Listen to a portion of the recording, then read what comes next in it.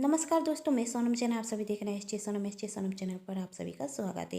दोस्तों, आज की कहानी है देवरानी जी का सांवरा रंग। यदि आप सभी को मेरे द्वारा लिखी गई ये कहानी पसंद आए तो चैनल को सब्सक्राइब कर लीजिएगा।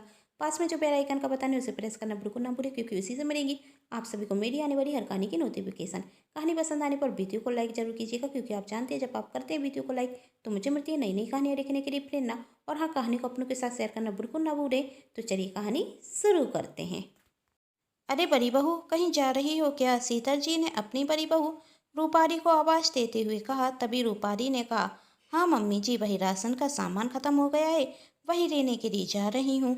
और बच्चों का भी कुछ जरूरी सामान लेकर आना है। अच्छा ठीक है, जल्दी आ जाना। ठीक है मम्मी जी, कहकर रूपारी जाने लगती। तभी सीता जी रूपारी को रोकते हुए कहती, अरे बड़ी बहू, इतना सारा सामान तू अकेले कैसे लेकर आओगी? एक काम करो, छोटी बहू रागनी को भी लेकर चली जाओ, वह तुम्हारी मदद भी कर देगी और इसी बहाने वह भी घूम कर आ जाएगी। तब रूपारी कहती, नहीं मम्मी जी, परेशानी कैसी, मैं अकेली सामान लेकर आ जाऊंगी। लेकिन सीता जी फिर कहती हैं, तुम दोनों देवरानी जेठानी हो, साथ में आओगी जाओगी तो अच्छा रखेगा। तब रूपारी अपनी सास को मना नहीं कर पाती और उसे अपनी देवरानी रागनी को साथ में लेकर जाना ही पड़ता। दरअसल रूपारी रागनी को अपने साथ लेकर जाना ही नहीं चाहती थी, क्योंकि रूपारी बहुत सुंदर थी। जो भी उसका रंग देखता उसके रंग की तारीफ करता है, लेकिन रागनी उसके एकदम विपरीत थी। रागनी का रंग बहुत सांवरा था और बचपन से ही सब उसके इस रंग का मजाक बनाया करते थे। रागनी के सांवरे रंग के कारण कभी भी उसके दोस्त नहीं बनते। वही किसी से दोस्ती करना चाहती तो लोग उसके रंग को देखते और छोटे में यदि रागनी से कोई दोस्ती कर भी ले तो दूसरे बच्चे ये कहते थे, तू इससे दोस्ती करेगी तो तेरा रंग भी इसकी तरह काला हो जाएगा। जिस वजह से बच्चे भी रागनी से दोस्ती करना पसंद नहीं करते थे। समय के साथ साथ रागनी बड़ी हुई। रागनी 3 बहनें थीं। दोनों ही बहनों का रंग तो एकदम साफ था, लेकिन रागनी का रंग सांवरा था, जिस कारण रागनी के माता पिता को भी रागनी की चिंता बनी रहती। कहते, सांवरे रंग के कारण रागनी का विवाह होगा कैसे? आसपास के लोग भी यही बातें करते। देखो तो जरा, मालती की किस्मत, 2 बेटियों का रंग तो इतना सुंदर है, बड़ी और छोटी बेटियां तो कितनी खूबसूरत रखती, और मंजली बेटी एकदम सांवरी। तभी एक औरत मजाक बनाते हुए कहती, अरे 2 2 सुंदर बेटी हैं, नजर न रख जाए इसलिए एक बेटी भगवान ने काली भेज दी। इस पर सभी बहुत हंसने लगे, लेकिन इन सब बातों से रागिनी और उसके माता पिता को बहुत तकलीफ होती थी। रागिनी का रंग सांवरा था, इसलिए रागिनी की बड़ी बहन के बाद उसकी छोटी बहन की शादी हो गई और रागिनी कुमारी थी। रागिनी को बहुत से लड़के देखने के लिए आते, लेकिन कोई भी रागिनी के हुनर को नहीं देखता और उसके रंग को ही देखता, जिस कारण रागिनी का विवाह नहीं हो रहा था। तो रागिनी ने अपने माता पिता से कहा कि मेरी वजह से छोटी का विवाह रोको मत, उसकी शादी पहले कर दो। छोटी बहन की शादी होने के बाद तो अब सभी लोग कहने लगे, इस रागिनी से कोई शादी नहीं करेगा। अब लोगों की बातें रागिनी के मन में चोट पहुंचाने लगी, लेकिन हर कोई रंग को नहीं देखता, कोई कोई अंदर की सुंदरता को भी देख लेता है। और जब निखिल रागिनी को देखने के लिए आया तो उसने रागिनी को पसंद कर लिया। निखिल को रागिनी पसंद थी, इसलिए परिवार वालों ने भी विरोध नहीं किया। रागिनी के परिवार में उसकी सास, ससुर, पति और जेठ जेठानी और उनके बच्चे थे। घर में सबको रागिनी पसंद थी, लेकिन जेठानी जी रागिनी को ज़्यादा पसंद नहीं करती थी, क्योंकि जेठानी रूपारी अपनी मौसी की लड़की को अपनी देवरानी बनाकर लेकर आना चाहती थी। और उसने शादी के पहले भी बहुत कहा, लेकिन किसी ने रागिनी की सुनी नहीं, जिस कारण से रूपारी रागिनी से चिड़ी चिड़ी सी रहती थी। और आज इसी वजह से वही रागिनी को अपने साथ लेकर भी नहीं जाना चाहती थी, पर सास के बार बार कहने पर वही रागिनी को अपने साथ मार्केट लेकर जाती। रूपारी अपने बच्चों के लिए कपड़े लेने के लिए जाती, साथ में रागिनी भी जाती। जब वह अपने बच्चों के लिए कपड़े देख रही थी तो रागिनी ने एक लाइट कलर का फ्रॉक पसंद किया और कहा, दीदी गुड़िया पर बहुत अच्छा लगेगा। तब रूपारी कहती, मेरी बेटी का रंग कोई काला नहीं है कि मैं उसके लिए एक लाइट ब्लू कलर के कपड़े खरीदूं। मेरी बेटी मेरी तरह गोरी है, उस पर तो हर कलर खिलता है।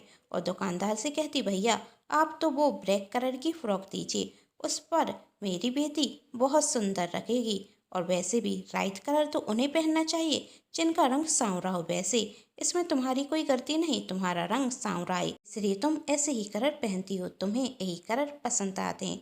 लेकिन मैं जब खरीदारी करूं तो तुम बीच में ना ही बोलो तो अच्छा है। वही तो माँ जी की वजह से मुझे तुम्हें लेकर आना पड़ा, वरना मुझे तो पसंद भी नहीं कि तुम मेरे साथ कहीं आया जाया करो। भाभी वो तो रागनी आगे कुछ कहती, तब रूपाली रागनी को रोकते हुए कहती, इतना सब सुनने के बाद भी तुम्हें समझ में नहीं आया? मैं चाहती हूँ कि तुम चुप रहो। और रूपाली अपने बेटे के लिए कपड़े देखने रखती। रागनी को रूपाली की कही हुई बातों का बहुत बुरा लगता, लेकिन वही रूपाली से कुछ नहीं कहती क्योंकि उसके साथ ऐसा व्यवहार पहली बार नहीं हुआ। शादी के पहले भी रागनी जब अपनी बहनों के साथ कहीं शॉपिंग करने जाती थी तो उसे यह सब बातें सुनने मिलती थी। रागनी चुप हो जाती, रूपाली खरीदारी करती और वहां से जाने लगती। तभी रूपाली की दोस्त श्वेता मिलती और श्वेता रूपाली से कहती, रूपाली कहाँ है आजकल, तू दिखती ही नहीं। कहती, कितनी बार तुझे फ़ोन करती हूँ लेकिन तेरा नंबर लगता ही नहीं। रूपाली ने कहा, अरे वही नंबर मेरा बदल गया है, तू मेरा दूसरा नंबर सेव कर लेना। ठीक है, अपना नंबर दे, श्वेता कहती है। तभी श्वेता की नज़र रागिनी पर पड़ती और वही रूपाली से कहती है, किसके साथ घूम रही है? तब रूपाली ने कहा, ये मेरी देवरानी है। तेरी देवरानी? तेरे देवर जी का रंग तो बहुत साफ है, फिर उन्होंने इससे शादी क्यों की?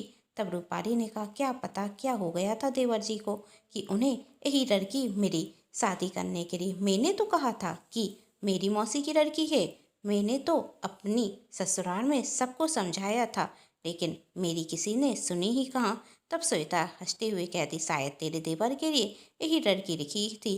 तब रागिनी ने कहा, अब कर भी क्या सकते हैं, और वैसे भी मेरी ससुराल में मेरी सुनी कहाँ जाती है। मैंने तो मना किया था लेकिन किसी ने मेरी एक ना सुनी। अच्छा छोड़े ये सब बातें, हम गोलगप्पे खाते हैं। तभी श्वेता कहती, बुरा मत मानना रूपाली, लेकिन तेरी इस कारी देवरानी के साथ मैं कुछ नहीं खाऊंगी। यदि किसी ने मुझे इसके साथ देख लिया तुम तेरी तरह मेरी भी बेइज्जती होगी। कहते हुए श्वेता वहां से चली जाती और इस पर रूपाली को रागिनी पर बहुत गुस्सा आता कि रागिनी की वजह से उसकी बेइज्जती हो रही है। वह सभी सामान खरीदती और घर पर आकर अपनी सास से कहती, मम्मी जी मैंने आपसे कितनी बार मना किया है कि मैं रागिनी के साथ कहीं नहीं आया जाया करूंगी, फिर भी आप मुझे रागिनी के साथ मार्केट क्यों भेजती हैं? जानती हैं आज आपकी इस कारी बहू की वजह से मुझे कितना अपमान झेलना पड़ा। मेरी सहेली ने मेरा कितना मजाक बनाया। आपकी बहू के कारण मैंने आपसे कहा था कि मेरी मौसी की लड़की से शादी कर दीजिए देवर जी की, लेकिन आपने से मेरी किसी ने ना सुनी। यदि देवर जी की पत्नी मेरी मौसी की लड़की होती ना तो सभी देखते रह जाते। जो आज हमारा मजाक बनाया जा रहा है वही तो कभी भी नहीं बनाया जाता। अपनी जेठानी के मुंह से ऐसी बातें सुनकर रागिनी की आंखों से आंसू बहने लगते और वही रोते हुए अपने कमरे में चली जाती है। आपकी लाडली बहू के कारण मेरा बहुत मजाक बन चुका।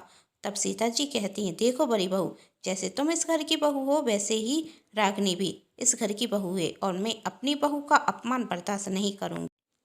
तब रागिनी कहती, तो ठीक है, आज के बाद मुझसे मत कहना कि मैं रागिनी के साथ कहीं आऊं या जाऊं। कहते हुए रूपाली भी अपने कमरे में चली जाती। रात को जब निखिल घर आता तो वह रागिनी का उदास चेहरा देखते हुए कहता, क्या हुआ रागिनी? कहती, कुछ नहीं। तब निखिल कहता, मुझे सब कुछ बताओ, भाभी ने आज तुमसे फिर से अच्छे से बात नहीं की ना? तुम उनके साथ कहीं आती जाती क्यों हो? तुम उनसे ज़्यादा मत बुरा करो। रागिनी ने कहा, मुझे भाभी की बात का कोई बुरा नहीं लगा।